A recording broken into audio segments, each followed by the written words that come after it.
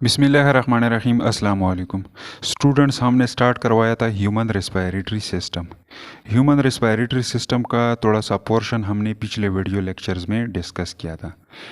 आज की video lecture में इसका थोड़ा सा पोर्शन डिस्कस करते हैं। और आज की वीडियो लेक्चर में हम ह्यूमन रेस्पिरेटरी सिस्टम के कौन कौन से पोर्शन पढ़ेंगे, ब्रोंकाई के बारे में पढ़ेंगे, ब्रोंकियोल के बारे में पढ़ेंगे और इसके अलावा अल्वियोलाई के बारे में पढ़ेंगे।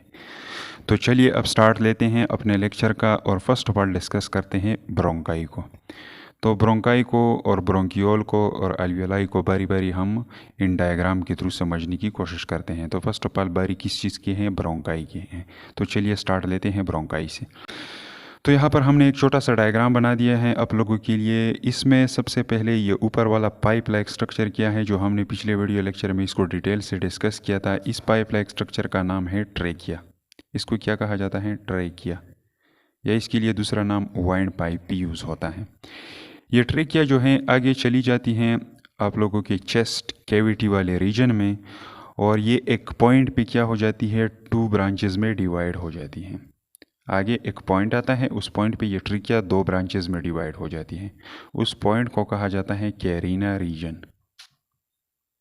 तो ट्रेकिया कैरिना रीजन पे डिवाइड हो जाती है किस चीज़ में? 2 ब्रांचेस में। एक ब्रांच ये देता है लेफ्ट साइड की तरफ, यहाँ पे ये हो जाएगा LT।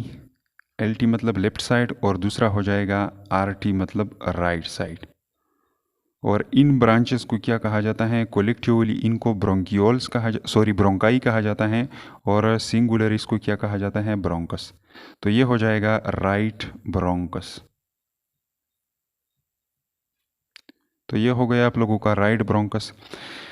और इसके अलावा वो दूसरा क्या हो जाएगा? वो हो जाएगा लेफ्ट ब्रोंकस। अब ये लेफ्ट ब्रोंकस जो है इसका डायामीटर थोड़ा सा स्मॉलर होता है। फर्स्ट वन पॉइंट इसका क्या होता है?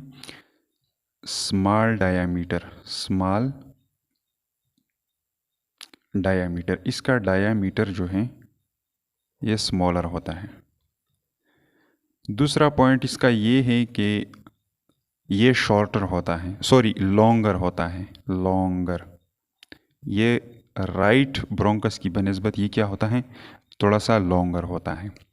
और थर्ड वन पॉइंट इसका ये है कि ये क्या होता है? थोड़ा सा हॉरिजॉन्टल पोजीशन में होता है। हॉरिजॉन्टल।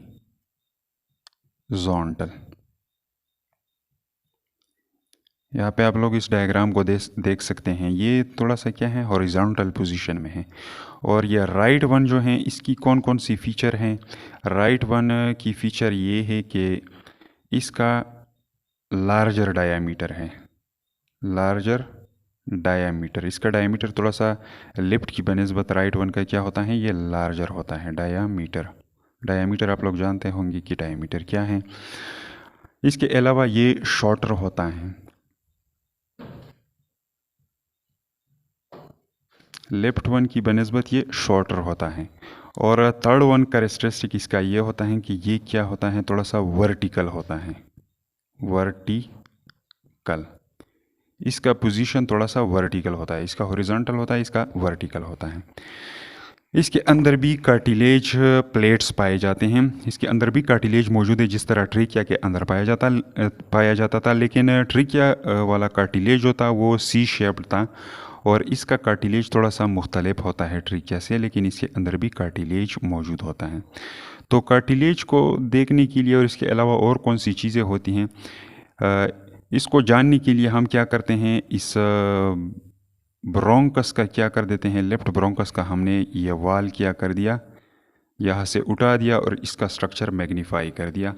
तो इसके स्ट्रक्चर के अंदर कौन कौन सी चीज़ें मौजूद होती हैं, इनको बारी बारी डिस्कस करते हैं। तो यहाँ पर ये स्ट्रक्चर जो हमने बना दिया है ये है एनर साइड ऑफ द ब्रोंकस। ये क्या है? ये है एनर लुमिनल एरिया, या आप लोग कहें एनर साइड। ये क्या है? एनर साइड है। और ये कौन सा पोर्शन है? ये है इसका आउटर साइड। ये बैरूनी साइड हो गया, आउटर साइड। तो स्टार्ट लेते हैं इनर साइड से, और इसका पूरा एनाटमी देखते हैं आउटसाइड की तरफ कि ये किस तरह होता है। तो फर्स्ट ऑफ ऑल यहाँ पर एक एपिथेलियल सिलिएटेड एपिथेलियल सेल का लेयर मौजूद होता है। यहाँ पर आप लोगों को ये ब्लैक कलर के सेल्स नज़र आ रहे होंगे जिसके ऊपर छोटे छोटे हीयर लाइक प्रोजेक्शन है। ये हीयर लाइक प्रोजेक्शन क्या कहलाते हैं? इनको सीलिया कहा जाता है, सीलिया। और ये सेल क्या कहलाते हैं? इन सेल को कहा जाता है एपिथेलियल सेल, एपिथेलियल सेल्स। तो ये हो गए क्या? Epithelial cells. इन एपिथेलियल सेल ने यहाँ पर एक लेयर बना दिया है। इन एपिथेलियल सेल के बीच में यहाँ पे एक और टाइप ऑफ सेल भी मौजूद होते हैं जिनको गॉबलेट सेल कहा जाता है, जिसको मैंने यहाँ पे रेड कलर से रिप्रेजेंट कर दिया है, गॉबलेट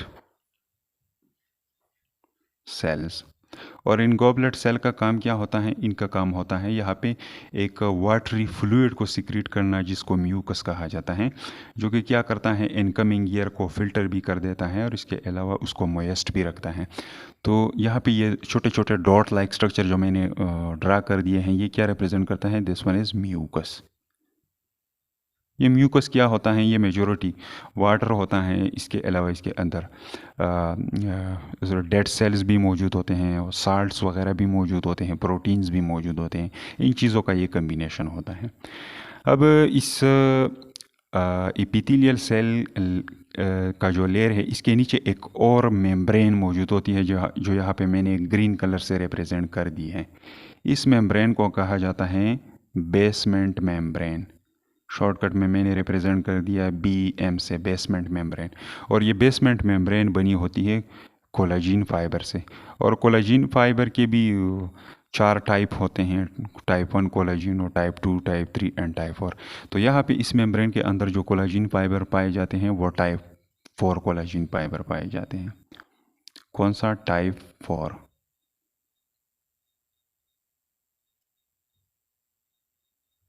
टाइप 4 कोलेजन जो है इसके अंदर पाया जाता है इस बेसमेंट मेम्ब्रेन के अंदर। अब इस बेसमेंट मेम्ब्रेन के नीचे यहाँ पे एक और लेयर मौजूद होता है। और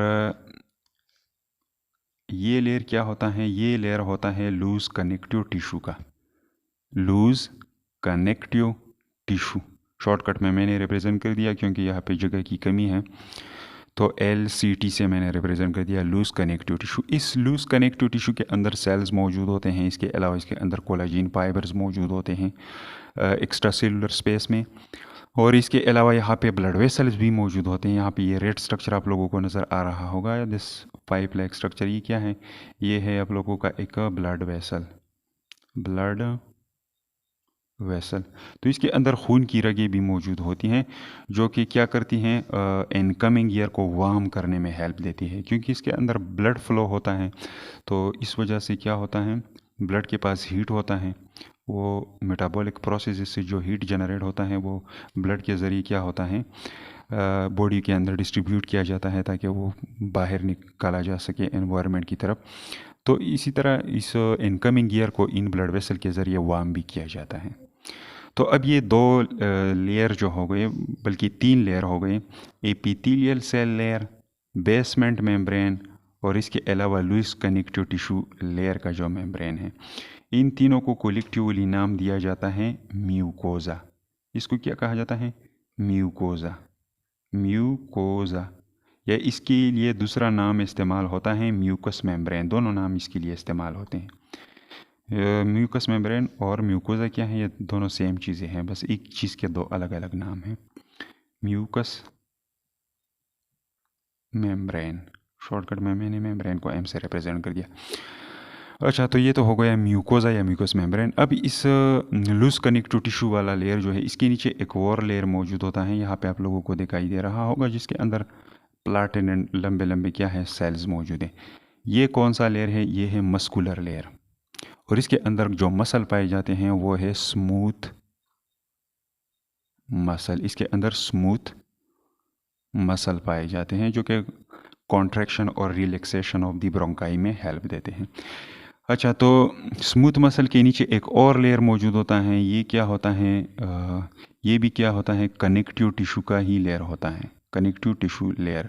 ये भी होता है। इसके अंदर एक स्पेशल टाइप ऑफ ग्लैंड पाई जाती है। यहाँ पे मैंने इसको ग्रीन कलर से रिप्रेजेंट कर दिए हैं, जो कि इनसे पाइप आगे की तरफ जा चुके हैं और यहाँ पे एपिथेलियल सेल तक पहुँच चुके हैं, जो कि क्या करते हैं, अपना सिक्रीशन यहाँ पे डाल देते हैं। और इनका सिक्रीशन क्या होता है, ये भी म्यूकस को सिक्रीट करते हैं। इन ग्लैंड को म्यूसिनस ग्लैंड कहा जाता है। तो ये हो गई आप लोगों की म्यूसिनस ग्लैंड, और इनका भी काम क्या होता है, म्यूकस को सिक्रीट कर देना। अब ये कनेक्टिव टिश्यू लेयर जो हैं, जिसके अंदर म्यूसिनस ग्लैंड पाए जाते हैं, इनके पीछे एक और लेयर मौजूद होता है, और यही क्या होता है, यही आप लोगों का कार्टिलेज लेयर है। Cartilage layer. और इस कार्टिलेज लेयर के अंदर कार्टिलेज मौजूद होते हैं, लेकिन प्लेट लाइक होते हैं, छोटे छोटे टुकड़ों की शक्ल में मौजूद होते हैं। ये सेगमेंट्स क्या हैं, ये छोटे छोटे टुकड़े क्या रिप्रेजेंट करते हैं, these are cartilage plate, cartilage plate. और ये इसका काम क्या होता है, इसका काम ये होता है कि ये ब्रोंकाई जो है या ब्रोंकस जो है, इनको कोलेप्सिंग से बचा देता है। इन कार्टिलेज का काम ये होता है। अगर हम इसका क्रॉस सेक्शन ले लें और इसका टॉप व्यू देखें, तो इन कार्टिलेज का स्ट्रक्चर कुछ इस तरह होता है। यहाँ पे हमने आप लोगों के लिए एक अनदर डायग्राम बना दिया है। ये भी क्या है, इस ब्रोंकस का क्या है, इसका क्रॉस सेक्शन है, और इसका ये टॉप व्यू हम आप लोगों को दिखा रहे हैं। तो ये क्या हो गया, वाल हो गया पूरा यहाँ से लेकर यहाँ तक, this one is the bronchial wall. और ये अंदरूनी एरिया क्या होगा, this is the luminal area of the bronchi, this is lumen of the bronchi, और this one is the wall of bronchi. ये क्या है, ब्रोंकाई का वाल हो गया। तो इस वाल के अंदर यहाँ पे आप लोगों को ये रेड स्ट्रक्चर दिखाई दे रहे हैं, यही क्या है, कार्टिलेज प्लेट। इनको क्या कहा जाता है, इनको कहा जाता है कार्टिलेज प्लेट। तो ये कार्टिलेज इसके अंदर मौजूद होता है, लेकिन एग्जैक्ट जो ट्रिकिया के अंदर सी शेप लाइक स्ट्रक्चर कार्टिलेज पाता था, उसी तरह ये नहीं है। अच्छा, तो एक लेफ्ट ब्रोंकस जो है ये लेफ्ट लंग की तरफ जा चुका है, और राइट ब्रोंकस जो है ये दूसरे राइट लंग की तरफ जा चुका है। तो ये हो गया थोड़ा बहुत एनाटॉमी किस चीज़ का, ब्रोंकस का या ब्रोंकाई का। अब इसके बाद नेक्स्ट वन बारी किस चीज़ की है, ब्रोंकाई की डिवीज़न की बारी है। तो चलिए अब इसका डिवीज़न भी इस डायग्राम के थ्रू समझने की कोशिश करते हैं। तो फर्स्ट ऑफ ऑल यहाँ पे ये ट्रिकिया जो 2 ब्रांचेस में डिवाइड हो जाती हैं, इन फर्स्ट 2 ब्रांचेस को क्या नाम दिया जाता है, इनको नाम दिया जाता है प्राइमरी ब्रोंकस या प्राइमरी ब्रोंकाई। इनको क्या कहा जाता है, प्राइमरी ब्रोंकाई। दोनों क्या हो जाएंगे, प्राइमरी ब्रोंकाई, ये लेफ्ट वाला और राइट वन। तो ये हो गई प्राइमरी ब्रोंकाई। प्राइमरी ब्रोंकाई जो है ये आगे और छोटे छोटे ब्रांचेस देते हैं। यहाँ पे प्राइमरी ब्रोंकाई को हमने ग्रीन कलर से रिप्रेजेंट कर दिया है, और इसने जो मज़ीद ब्रांचेस दिए हैं, यहाँ पे 2 इसने दे दिए हैं। एक साइड वाले हम डिस्कस करेंगे, और सेम उसी तरह दूसरे साइड पर भी यही फेनोमेना होता है। तो प्राइमरी ब्रोंकस जो है ये आगे मज़ीद डिवाइड हो जाता है स्मॉलर ट्यूब्स में, और इन स्मॉलर ट्यूब्स को फिर क्या कहा जाता है, सेकेंडरी ब्रोंकाई। तो यहाँ पे ये रेड स्ट्रक्चर वाले 2 पाइप लाइक स्ट्रक्चर क्या रिप्रेजेंट करते हैं, these one are called secondary bronchi. यहाँ पे जगह की शॉर्टेज है, तो मैं यहाँ पे लिख देता हूँ। इन 2 को हम क्या नाम देते हैं, इनको हम नाम देते हैं सेकेंडरी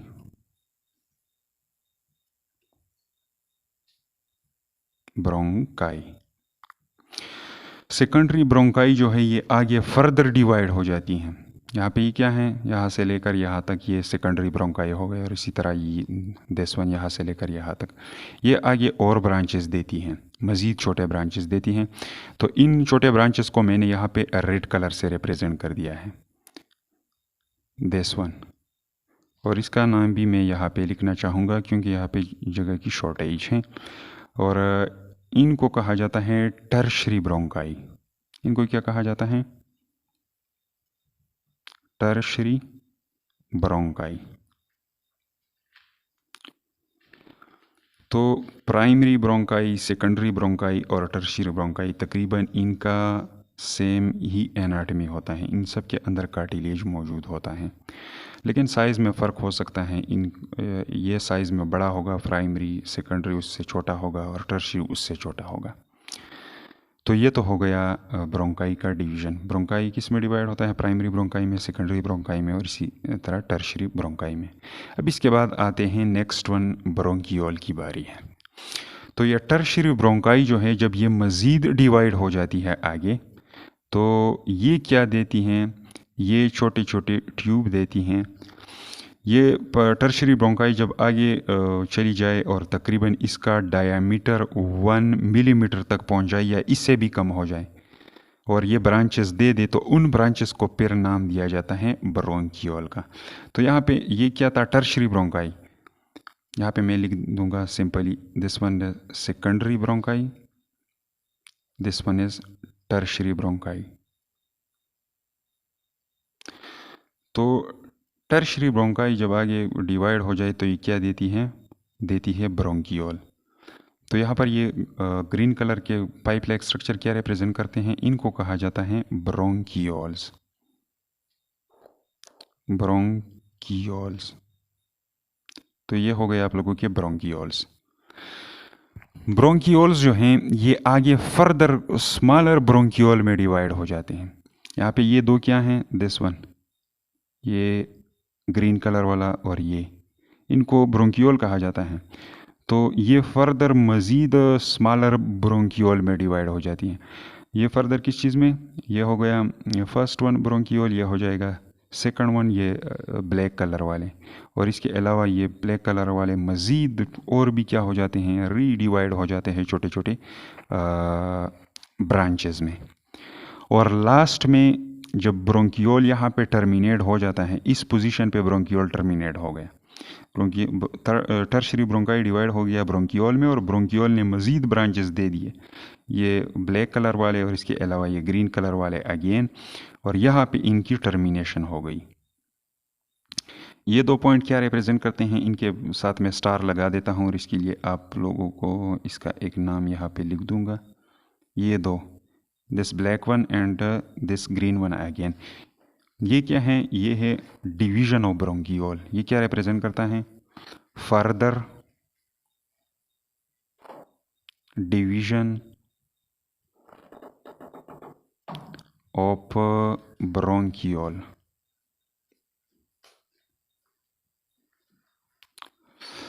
और इसके बाद ब्रोंकियोल के टर्मिनेशन के बाद जो है एक छोटा सा पाइप लाइक स्ट्रक्चर और जनरेट हो जाता है टर्मिनल ब्रोंकियोल के एंड से, जो मैंने यहाँ पे रेड कलर से रिप्रेजेंट कर दिया है। ये आप लोगों को दिखाई दे रहे होंगे। ये क्या कहलाता है? इसको कहा जाता है अल्वेलर डक्ट। अल्वियोलर या अल्वेलर डक्ट, सिंपली मैंने AD से रिप्रेजेंट कर दिया जगह की शॉर्टेज की वजह से, अल्वेलर डक्ट। और अल्वेलर डक्ट के साथ सैक लाइक स्ट्रक्चर अटैच होता है, एक bunch of grape like structure इसके साथ अटैच होता है। जिस तरह अंगूर का एक गुच्छा होता है, इसी तरह एक गुच्छानुमा तीलियों से बना हुआ एक गुच्छानुमा स्ट्रक्चर इसके साथ अटैच होता है, और इसी गुच्छानुमा स्ट्रक्चर को कहा जाता है, क्या कहा जाता है इसको? इसका नाम है अल्वियोलाई।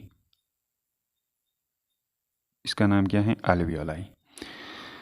तो अल्वेलर डक्ट किसके साथ अटैच है? ये अल्वियोलाई के साथ अटैच है। अगर अल्वियोलाई का स्ट्रक्चर माइक्रोस्कोपिकली देखा जाए तो इसका स्ट्रक्चर कुछ इस तरह दिखाई देता है। यहाँ पर ये स्ट्रक्चर क्या है? ये है एक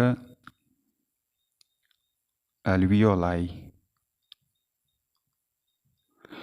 यहाँ पे इस अल्वियोलाई के अंदर ये छोटे छोटे सैक लाइक स्ट्रक्चर आप लोगों को दिखाई दे रहे होंगे।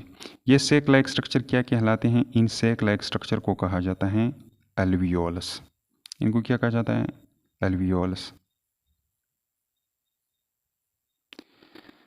और जब सारे अल्वियोलस इकट्ठे किया जाए तो फिर इनको अल्वियोलाई कहा जाता है। और ये ऊपर वाला स्ट्रक्चर क्या है जो सिंगल लेयर ऑफ सेल से बना हुआ है? This one is alveolar duct. ये आप लोगों का अल्वेलर डक्ट है। तो ये हो गया आप लोगों का ब्रोंकियोल और इसके अलावा उसका डिवीज़न, फर्दर डिवीज़न। अभी एक चीज़ रह गया है कि ब्रोंकियोल का वाल किस तरह होता है। तो ब्रोंकियोल का वाल भी सेम इसी तरह ही होता है जिस तरह ब्रोंकाई का होता है, लेकिन ब्रोंकियोल के केस में ये दो चीज़ें एब्सेंट होगी। यहाँ पे this one is a connective tissue layer, the last one and the cartilage layer. ये दो लेयर किस चीज़ में नहीं होते, ये ब्रोंकियोल के अंदर मौजूद नहीं होते। ब्रोंकियोल के अंदर जस्ट कौन पाए जाते हैं, एपिथेलियल सेल्स पाए जाते हैं, और इसके अलावा कनेक्टिव टिश्यू का लेयर होता है, और इसके अंदर स्मूथ मसल मौजूद होते हैं, और ये बाकी मादा कार्टिलेज पोर्शन और मोर कनेक्टिव टिश्यू का लेयर जो है ये इसके अंदर मौजूद नहीं होता। और जितना हम आगे जाते हैं, मतलब ब्रोंकाई से आगे जाते हैं, ट्रिकिया से आगे ब्रोंकाई, ब्रोंकाई से ब्रोंकियोल, और इसी तरह आगे सेकेंडरी ब्रोंकाई, टर्शियरी ब्रोंकाई। इसी तरह जब हम आगे जाते हैं तो ये एपिथेलियल सेल का जो सीलिया जो हैं, ये सीलिया भी आहिस्ता आहिस्ता क्या हो जाते हैं, रिड्यूस हो जाते हैं। यहाँ पे क्या होंगे, ट्रिकिया में मोर ओबियस होंगे, फिर यहाँ पे ब्रोंकाई में थोड़े और छोटे होंगे, ब्रोंकाई से आगे ब्रोंकियोल में और छोटे होंगे, और इसी तरह जब अल्वेलर डक्ट तक बात पहुँच जाएगी तो यहाँ पे ये कम्प्लीटली क्या होंगे, एब्सेंट होंगे। तो उम्मीद है ये चीज़ आप लोगों को समझ में आ चुकी होगी। अब लास्ट वन आते हैं अल्वियोलाई की तरफ, कि अल्वियोलाई का स्ट्रक्चर किस तरह है। तो अल्वियोलाई का स्ट्रक्चर हमने यहाँ पे आप लोगों के लिए थोड़ा बहुत डिस्कस भी कर दिया। अब इसके अंदर क्या मौजूद होते हैं, छोटे छोटे सैक लाइक स्ट्रक्चर मौजूद होते हैं, जिस तरह ये है। इस छोटे से सैक लाइक स्ट्रक्चर को अल्वियोलस कहा जाता है, और अगर इसका स्ट्रक्चर मैग्नीफाई कर दिया जाए तो इसका स्ट्रक्चर कुछ इस तरह होता है। इस स्ट्रक्चर को एक्सप्लेन करने से पहले यहाँ पे आप लोगों को ये पोर्शन दिखाई दे रहा होगा जो कि इन सैक के बीच में पाया जाता है। ये थोड़ा सा एरिया जो है, इस एरिया का नाम है अल्वेलर सैक, या आप लोग अल्वियोलर सैक कहें, अल्वियोलर सैक, इसको अल्वियोलर सैक या अल्वेलर सैक का नाम दिया जाता है। अब आते हैं अल्वियोलस की तरफ। तो अल्वियोलस जो होता है, अल्वियोलस एक सैक लाइक स्ट्रक्चर होता है जो कि सिंगल लेयर ऑफ सेलों से बना होता है, और ये जिन सेलों से बना होता है इनको क्या कहा जाता है, ये है एपिथेलियल सेल्स। ये कौन से सेल हैं, एपिथेलियल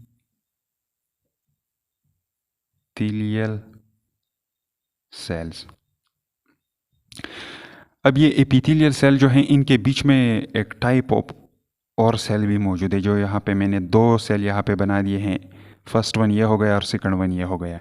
इनको कहा जाता है अल्वियोलर टाइप 2 सेल। ये क्या है, अल्वियोलर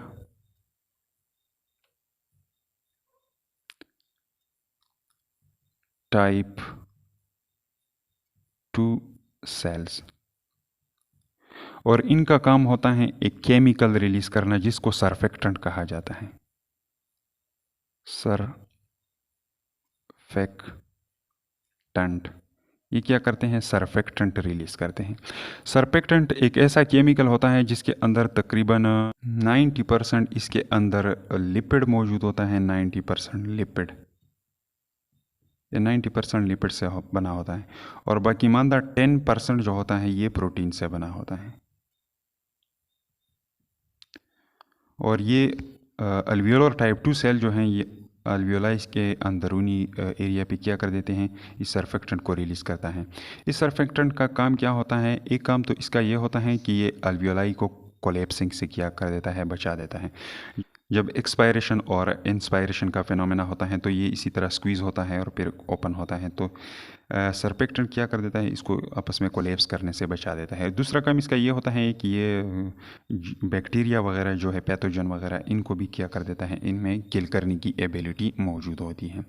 अब ये अल्वियोलर एपिथेलियल सेल जो हैं, इनके ऊपर छोटे छोटे दागीनुमा स्ट्रक्चर्स भी मौजूद होते हैं, जो यहाँ पे मैंने आप लोगों के लिए ग्रीन कलर से रिप्रेजेंट कर दिए हैं। इन छोटे छोटे दागीनुमा स्ट्रक्चर को कहा जाता है फाइबर, और ये दो किस्म के फाइबर होते हैं, कोलाजिन फाइबर, कोलाजिन फाइबर, और इसके अलावा सेकंड वन जो होता है, इसके अंदर मौजूद होते हैं इलास्टिक फाइबर।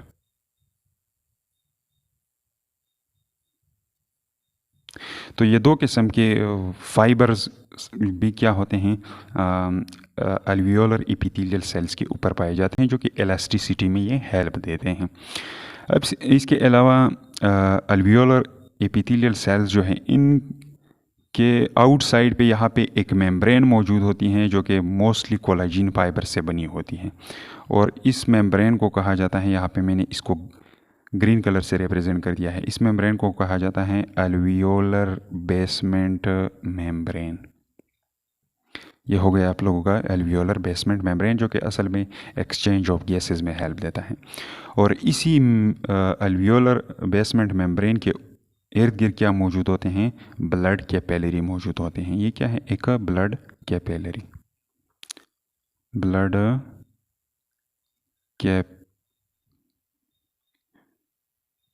कैपिलरी। तो ये क्या है, एक ब्लड कैपिलरी। और यही क्या है, असल में गैसियस एक्सचेंज एरिया है। ये क्या है, ये है surface area of the alveoli. और इसी के थ्रू क्या होता है, गैसों का तबादला होता है। जो एयर हम लेते हैं वो यहाँ पे पहुँच जाती है एयर, इसके अंदर ऑक्सीजन जो है ये हाई कंसंट्रेशन में मौजूद होता है, तो ये आगे ब्लड की तरफ डिफ्यूज़ हो जाता है, और ब्लड से यहाँ पे अल्वियोलस की तरफ क्या, कार्बन डाइऑक्साइड का डिफ्यूजन होता है। इसके अलावा ये अल्वियोलाई जो अल्वियोलस जो है, इसके अंदर एक टाइप ऑफ सेल और भी पाए जाते हैं इसके अंदर, और इनको कहा जाता है अल्वियोलर मैक्रोपेजेस। ये ज़रूरी है आप लोगों को आगे डिजीज़ की पैथोफिजियोलॉजी समझने में आसानी होगी। फिर तो इनको कहा जाता है अल्वियोलर मैक्रोपेजेस।